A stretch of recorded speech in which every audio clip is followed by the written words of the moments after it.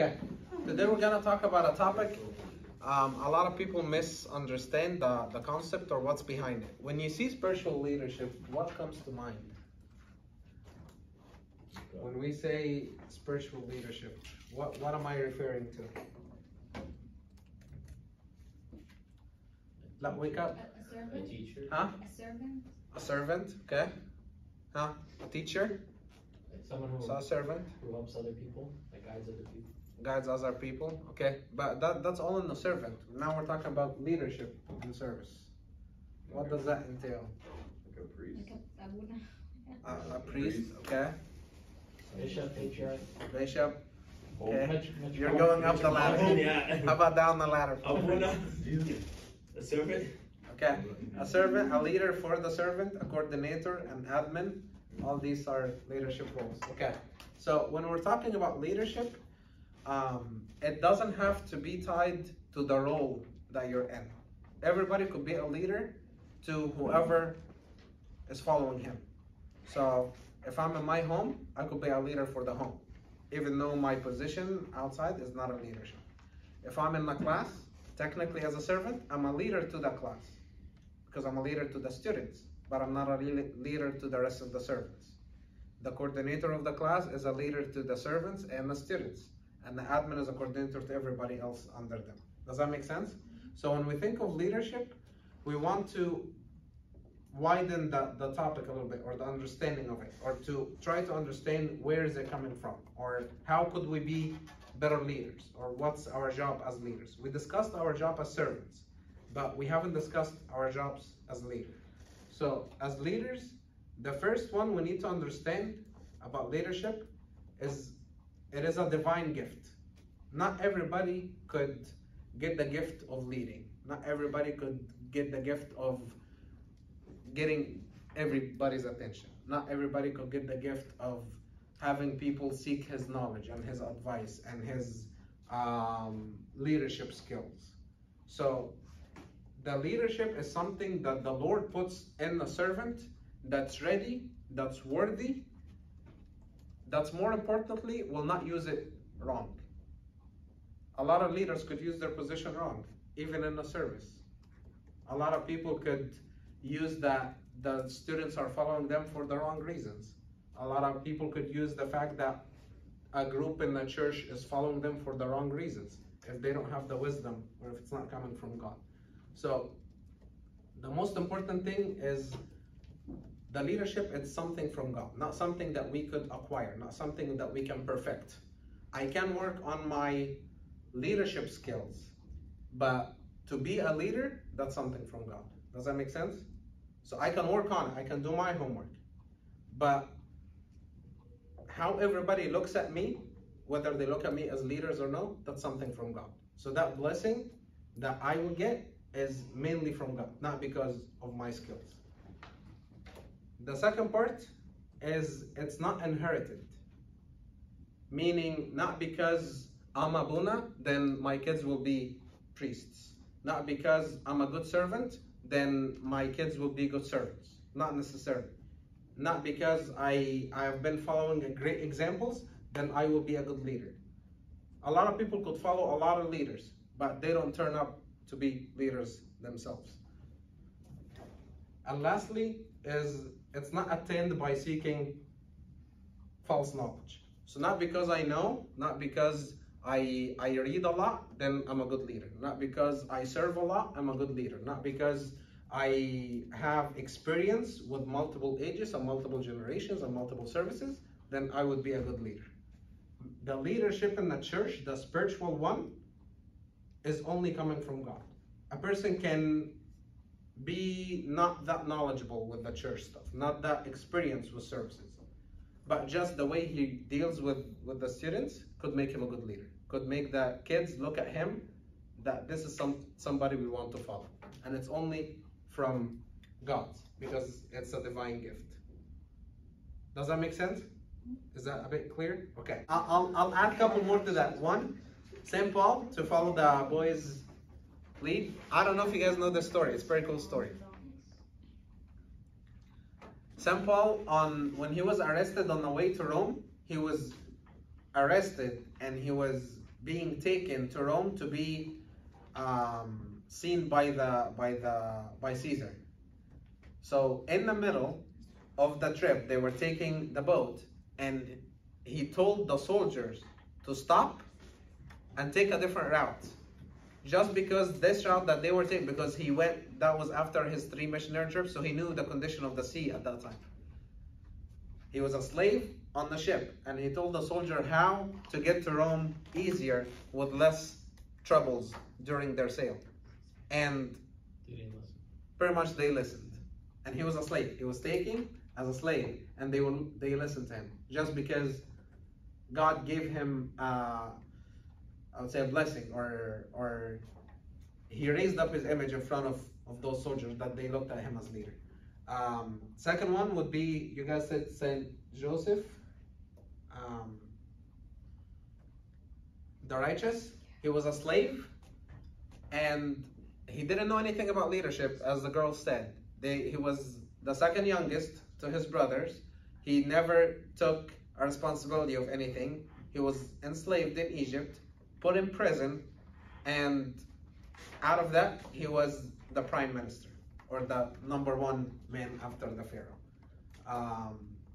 The third one was Saint Moses the prophet, as you guys said. He was a runaway. He didn't know how to even talk, and God gave him the ability to lead this entire nation.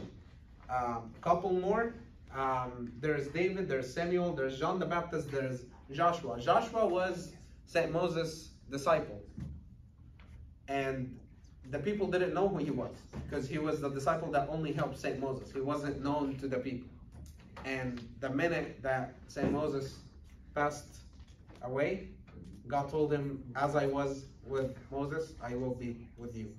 And somehow the entire nation still followed him. It's very hard to get an entire nation to follow a guy unless God is with him. Does that all make sense? Yeah. So look at what he said to Joshua. This day I will begin to exalt you. Not just that he is with him.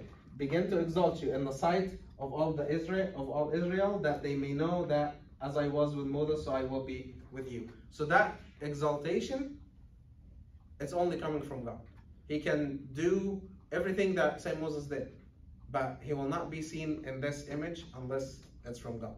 So don't think of any leader that you see in a church that he made it there, or he has people look at him as a leader because of his skills, because of his knowledge, because of his experience, because of what he can offer or can put on the table. No, it's only because God sees in him enough qualities, enough wisdom, enough self-denial to give him this gift without him using it in the wrong way. Does that make sense? Okay.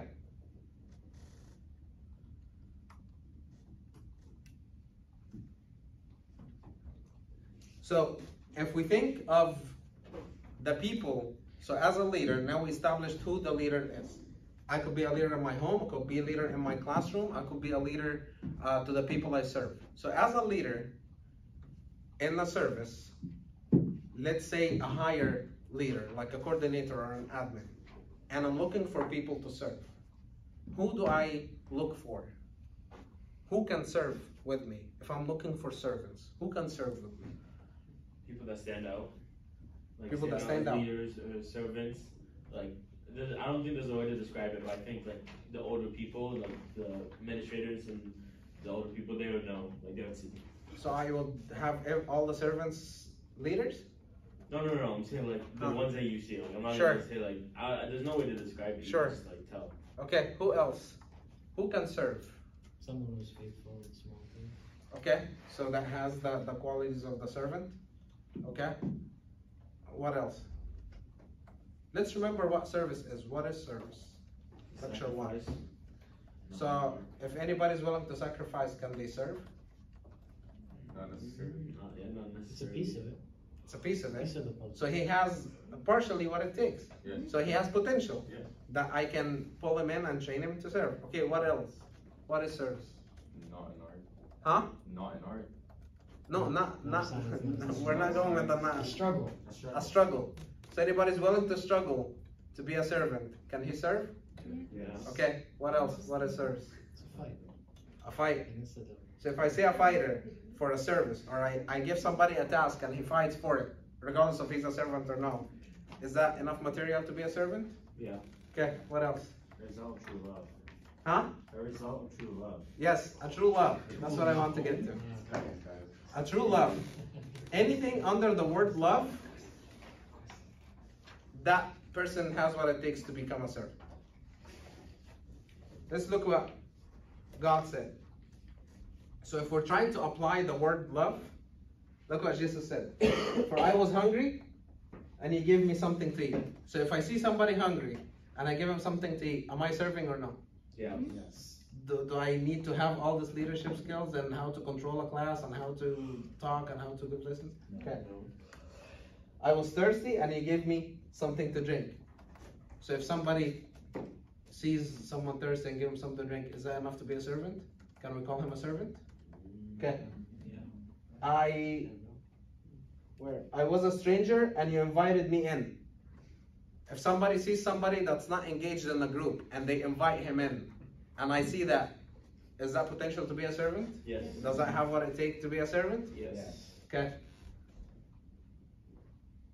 Where were we? I needed clothes and you clothed me. I was sick and you looked after me. I was in prison and you came to visit me. All these are potentials to be servants. So service doesn't have to be the one in class, the one leading a class. It could be individual service. So as a leader, you would need to identify the qualities of the servant you're looking for. Do you need somebody for individual service? Do you need somebody for a group service? Do you need somebody for Sunday school? Do you need somebody for what exactly? And the best leader is the one that finds something for everybody. Everybody has good qualities, right? Sure. He has to have something. He has to have one quality that's good. A good leader will find a service for that quality to be used. If somebody, all they know is to pull people in, I can use him for that service. If somebody that doesn't know anything other than visiting the sick, I can use him for that service. If somebody doesn't know anything but serving people in prison, I could use him for that service. So as a leader, all your job is to find the qualities in the people that gets them to be good servants and position it in a way that they can succeed. If somebody is not good with kids or telling stories or talking in front of crowds, can I just put him in a Sunday school? No. What happens to him? He struggles. Overwhelmed. Huh? He struggles. Overwhelmed, struggle, what else? What's up? The stage after that? You mess up, Huh? quit. Quit. Yeah. He leaves, he disappears. Would he ever try it again? No. Would he ever try something that he's good at? Yes. Yes. Yeah. No. I mean, he might be scared to do it. He might be scared to do even what he's good at. Does that make sense? Yeah. Because I put him first in something that it's not for him. He doesn't have the quality or the courage to do something. So I have to find what he's good at and baby step him into more.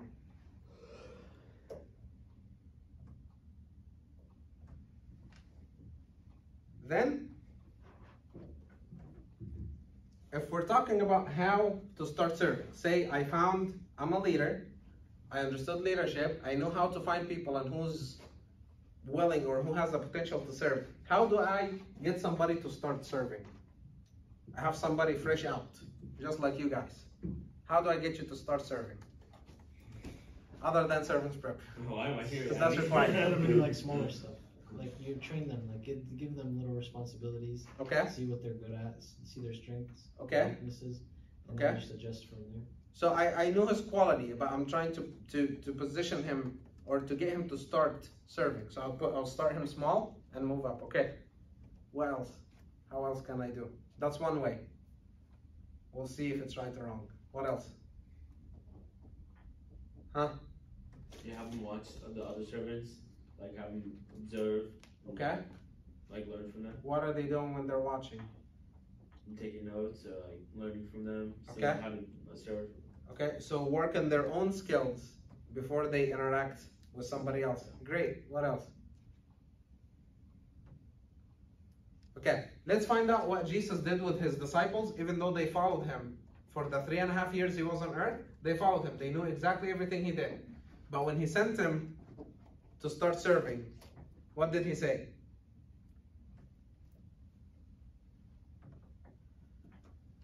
But you will receive power when the Holy Spirit comes on you, and you will be my witness in Jerusalem and all Judea and Samaria and to the ends of the earth.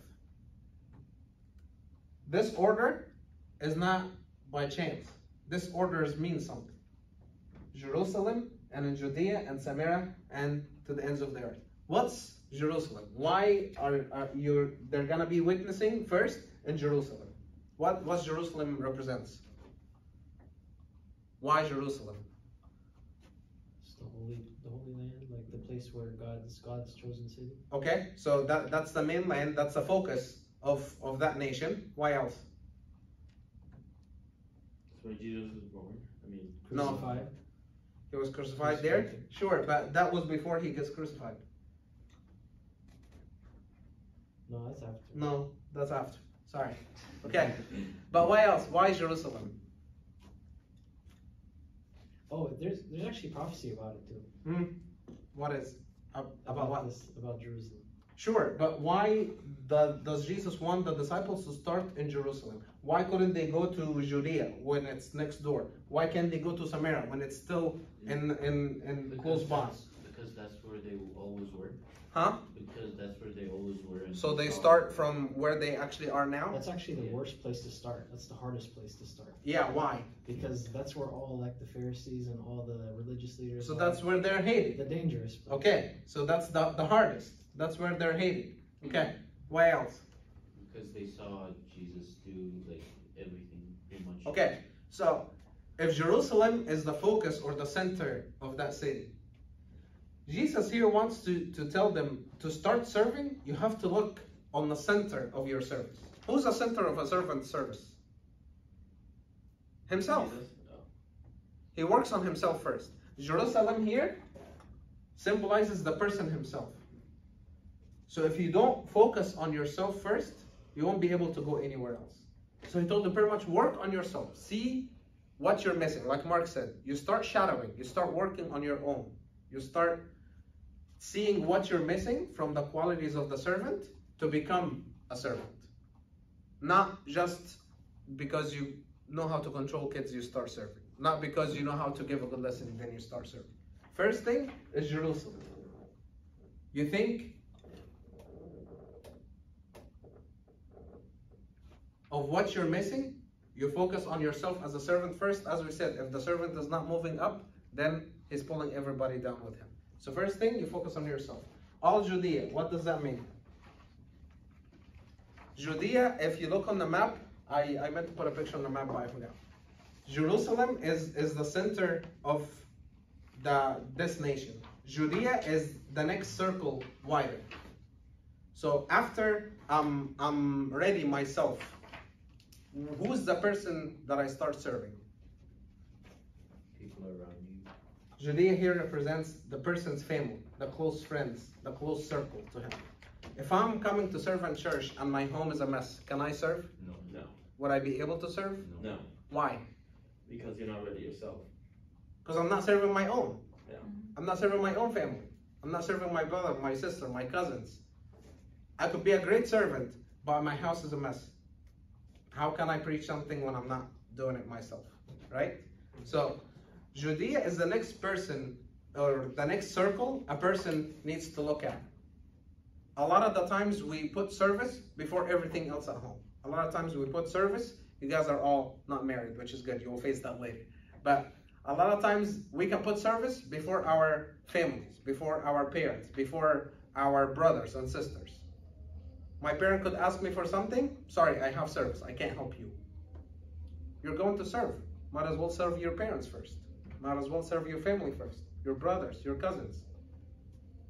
What would you come to do at church when you have family that need you, or need your help, or need your support, or need to come closer to God? You can bring a lot of people to church, but let's say you have a relative that hasn't stepped a foot in the church in years.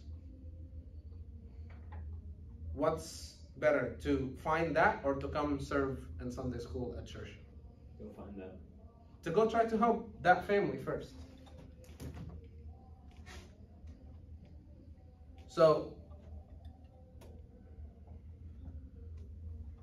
St. Paul tells his disciple, St. Timothy, but if anyone does not provide for his own, and especially for those of his household, he has denied the faith and is worse than an unbeliever.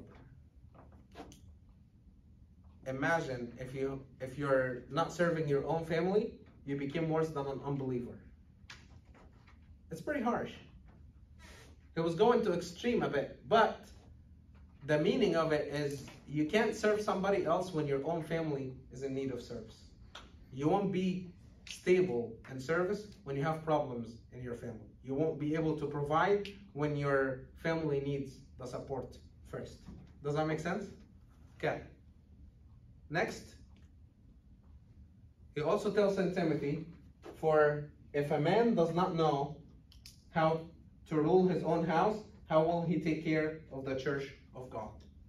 If you have a family of 4, or a family of 7, 8, 9, 10, let's say a bit bigger circle in the family, and they're not taken care of, how could you take care of a church with a lot of people, with millions of people? Right? In Samaria. Samaria is everybody that watched what Jesus did, but they refused him. So all the people in Samaria, Jesus went to them multiple times. He sent the disciples multiple times, and they even refused to listen to the disciples. But they were watching him. And here, that represents the believers of the church. The people that need help, but within that community, within the church circle, within the circle that know who Jesus is, heard about him, know what he does, know what he's about. So once I serve myself, I serve my family, I start serving everybody else at church.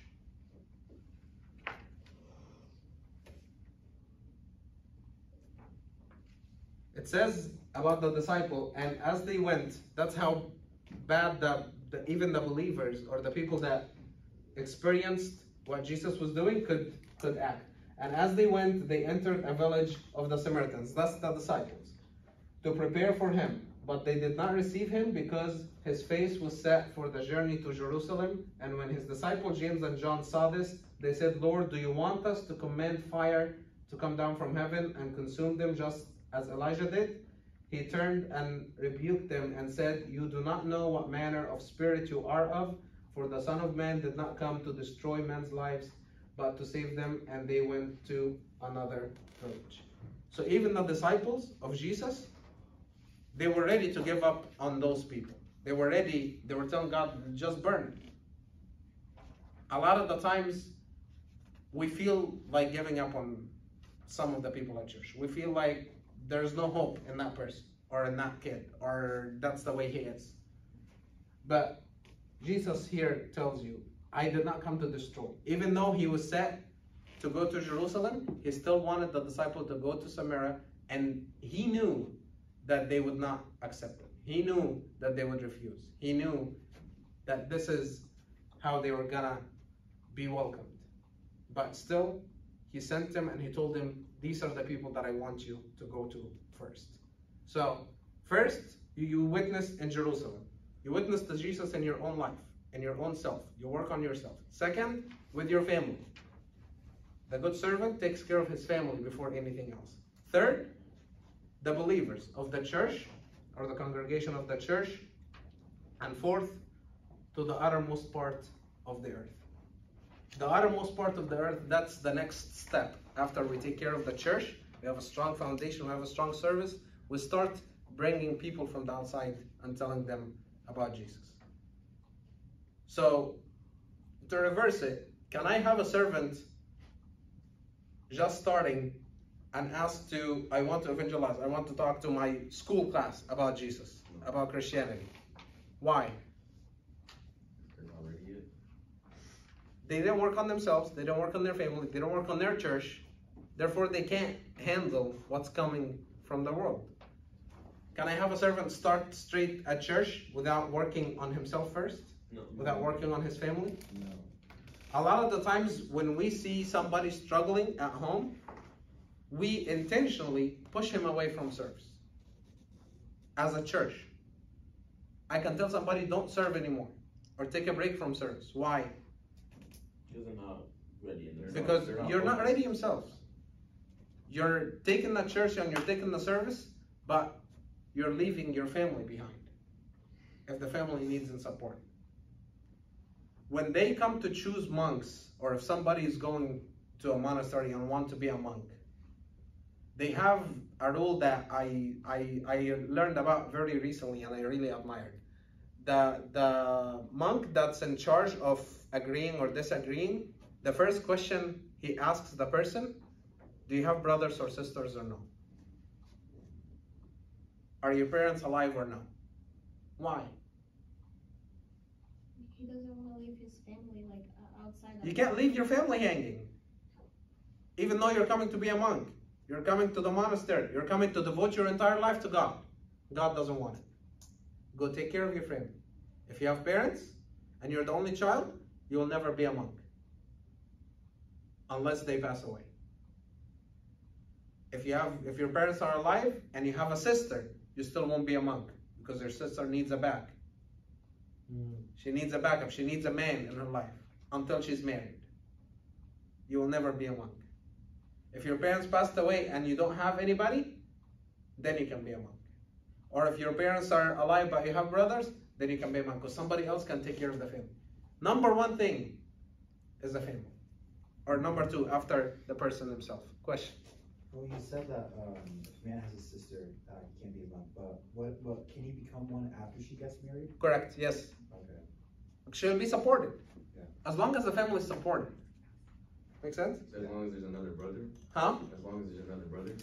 If he has a brother and of age and can support the living parents, sure, they can be a monk. You guys are asking, that's scaring me. When can I be a monk? Have money. Yeah. there. For friends. Asking for What about